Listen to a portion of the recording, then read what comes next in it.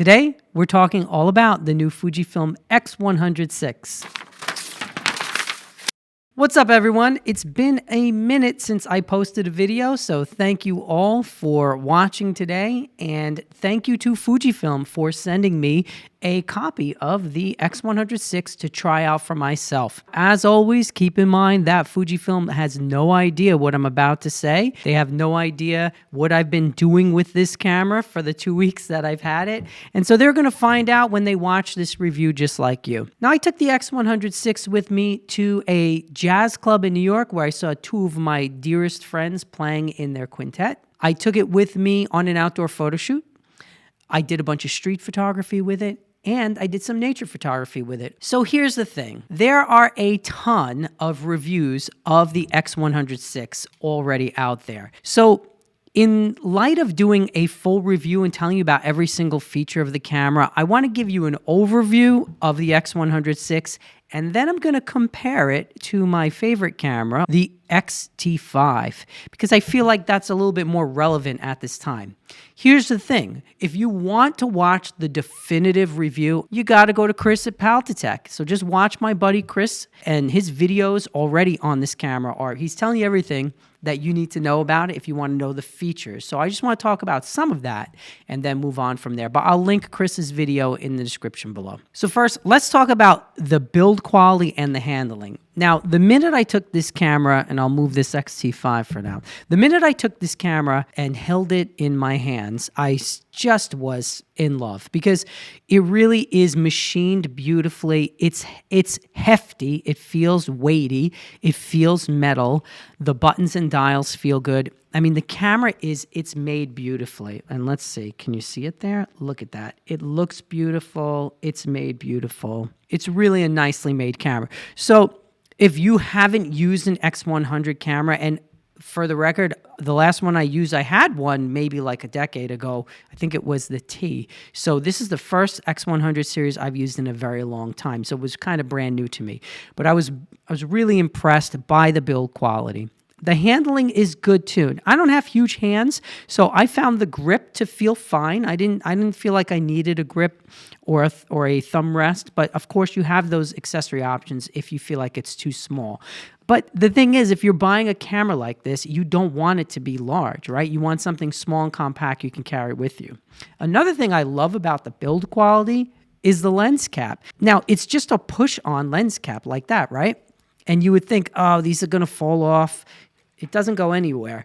They really did a good job on that. It just kind of smushes on there. It's got felt lined inside so it doesn't damage the lens barrel. And it works perfectly. So I like that. Good job on that lens cap, Fuji. The aperture dial, awesome. Feels good. It's really firm and clicky. Can you hear the clicks? It sounds like a nice, high-quality click. But the great thing is they give you these two little protrusions here. Can you see that? On both sides, which makes shooting manually a breeze. And for the record, I shot everything manually with this camera.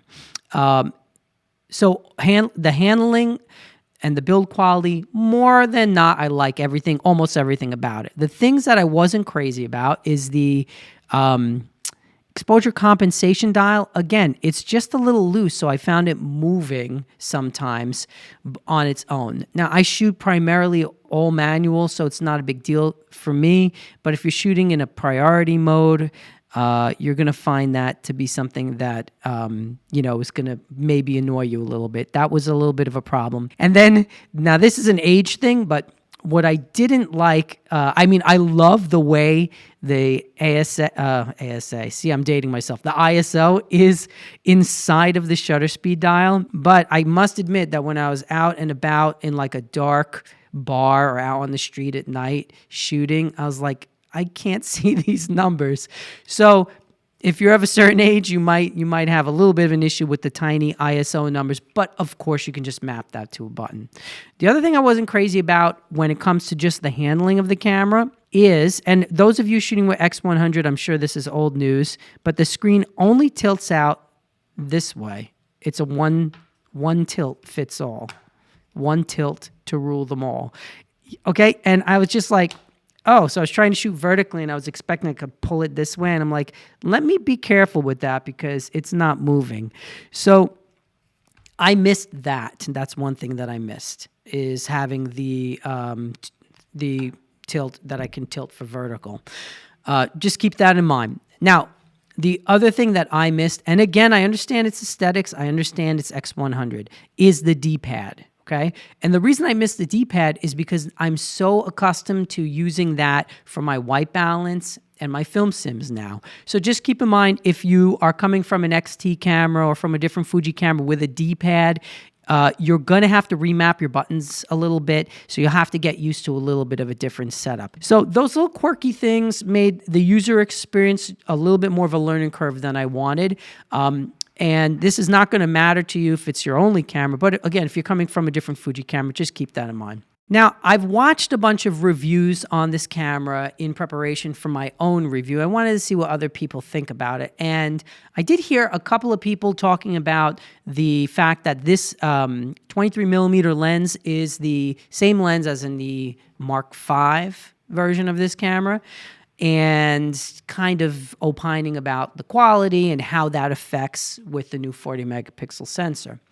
But I have to tell you that in my experience with the camera, the thing that I love the most about this camera, besides the small compactiness of it, is the image quality. I mean, the shots that I created with this camera are awesome. They're super sharp. The detail is excellent. And I really found nothing to complain about when it comes to the image quality with this camera. Now, I did not do an official side-by-side comparison and test. Again, there's a lot of that out there. And I just didn't have the camera long enough to do that kind of stuff. But I'll tell you that just eyeballing the photos and knowing the quality I get from my X-T5, this is definitely right on par with the quality that I get from the X-T5 with, say, a high-quality prime Fuji lens. I was pretty blown away by it, actually.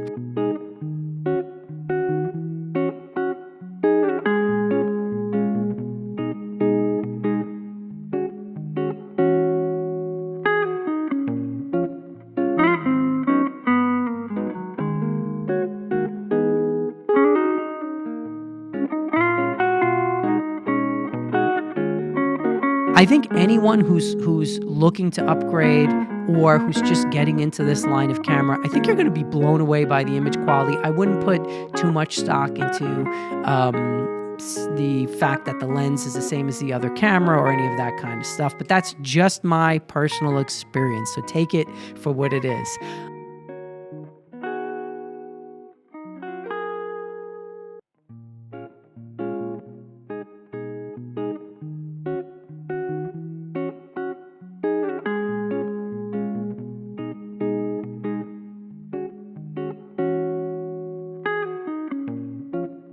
I will say, however, that we know that most people if you're going to get this camera, you're probably going to shoot JPEG and you're probably going to shoot film sims. And I have to tell you that this thing shines in that area. Now, my favorite film sim is the Acros film sim, which I absolutely love. I love the black and white. So when I do concert photography or street photography, even sometimes with nature photography, I will find myself going to Acros almost all the time. The contrast is great and the blacks are deep and rich. It's real punchy. There's a lot to love there. The cool thing is that there's a new Reala Ace film sim in this camera, and I gave that a try too.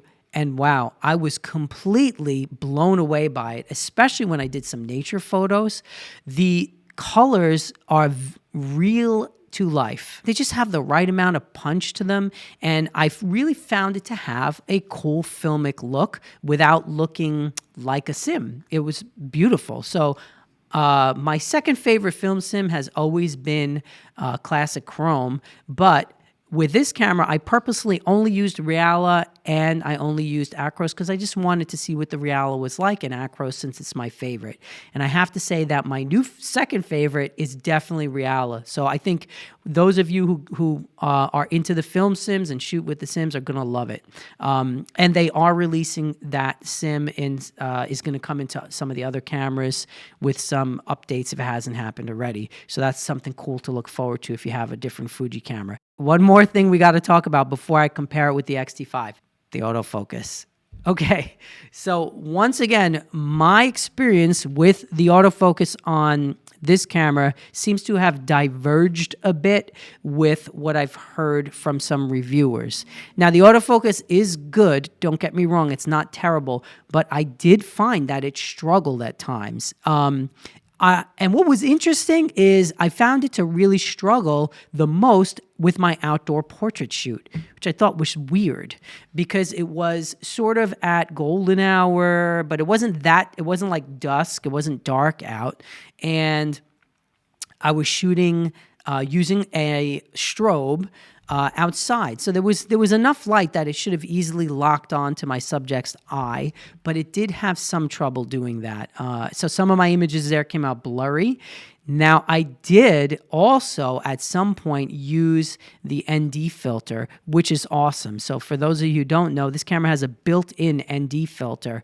So shooting outside where I wanted to shoot wide open, which is what I love to do, as you know, I wanted to shoot wide open and I needed to use a strobe and all of that good stuff, and I didn't want the background to be completely blown out. I used the ND filter, and that was really cool. It's an awesome feature, but I found it to struggle a little bit there. And ironically, in a dark jazz club, it didn't struggle as much. It locked onto the eyes a lot easier. I found the focus to be a little bit more consistent there, and even outside at night, it was pretty consistent, but it was really in that portrait shoot. I should say also that the sun was sort of directly behind me, so that probably is part of the reason why as well, but just take that for what it's worth. In general, I found the AF in this camera not to be quite up to par with what I've become accustomed to with the X-T5, so just keep that in mind as you consider which camera you're going to buy. Okay, so that's it really for my review part of this video.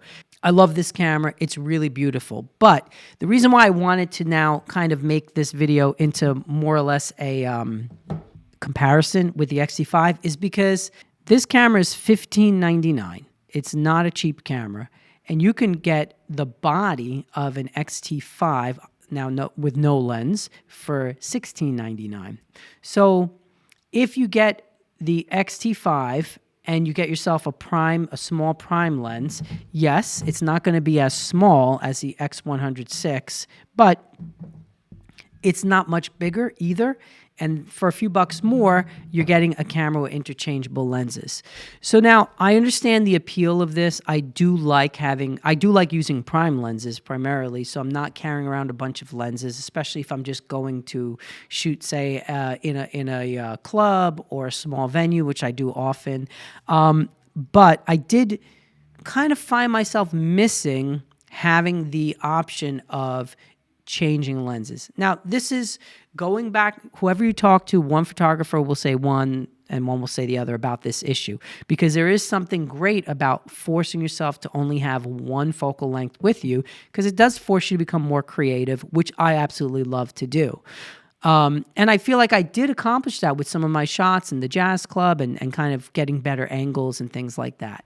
However, I absolutely love using a 50 millimeter full frame equivalent lens. So my favorite lens focal length to shoot with, if I am just walking, say, around the city or going to shoot some portraits on the street or stuff like that, I do prefer a 50 millimeter equivalent. So the lens I use for that is this 35 millimeter Fuji lens. So this is a 35 as opposed to a 23. This is a 35 equivalent. I think it depends on what kind of stuff you want to shoot and what your eye sees. But just for me, I found myself missing the fact that I could have a little bit more telephoto here. And I also could get, wide angle as well. When I was shooting at the jazz club, I also found myself missing my Fuji 50 millimeter, which is a 75 millimeter equivalent for like those real tight shots, like tight close-ups of the face,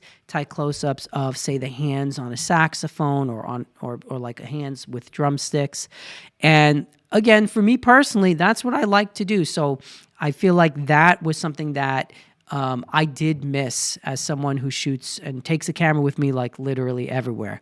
So the thing that you want to ask yourself is, do you want to have a slightly smaller camera obviously with a really cool retro design, beautifully machined, but you're locked into it? Or would you rather just spend a little bit more money and get something that's much more robust? Here's another place where the X-T5 is much more robust. The battery. Now, this battery is kind of a dog. I'm not going to lie. It's not very good. The in the X100. It uses the smaller Fuji battery. Of course, it makes sense because the camera's smaller. They didn't want it to be bigger. So I get that. And this is a higher capacity than my older versions of this battery, which I use in my X Pro 1.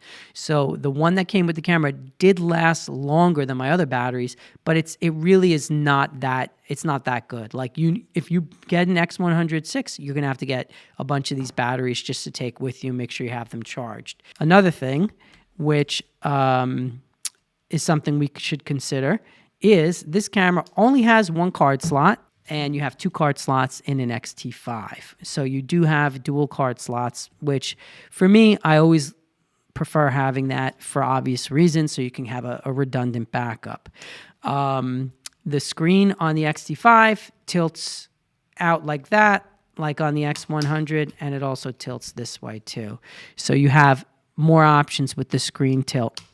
The other main thing that I found with this camera is the buffer is not great if you're going to do a burst of photos. Now, obviously, this is not a camera for sports photographers. It's designed for portrait artists, street photographers, people who want to take it with them on vacation or out without like a high stress situation. But I was shooting some bursts because I do like to do that, especially when I'm taking photos of musicians, because as they're moving around, I find that I want a burst of, say, 5 or 8 photos, so I can choose my real favorite one from the burst. It could not keep up very well in that situation, so there was times where it was buffering. So that, for me, is another reason why I found myself missing my X-T5. You have dials on here too. So you have your aperture, shutter, ISO dials on the X-T5. So I feel like you're getting a lot of the same kind of stuff with this camera, but you have the option of, like, a lot of options of, like, I can change lenses. I can, shoot in a more grueling situation where the camera needs to keep up a little better. There's just more you can do here. So overall, and again, this is just a comparison for what it's worth.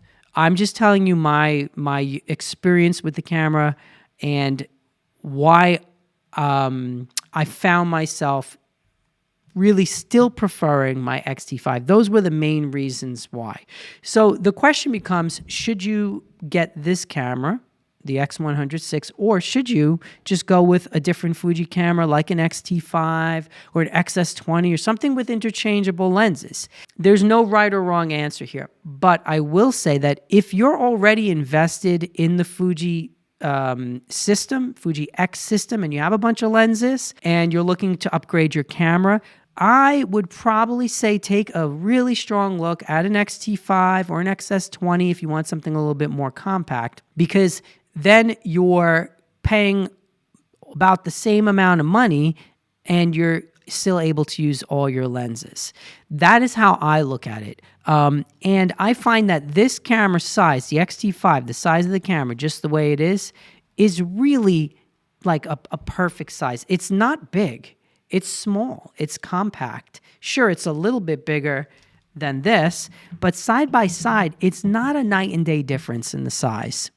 And it's got a much better grip in comparison, and it feels really good in the hands. And I mean, obviously, also this is being used to it. And like I said before, I like having the D-pad.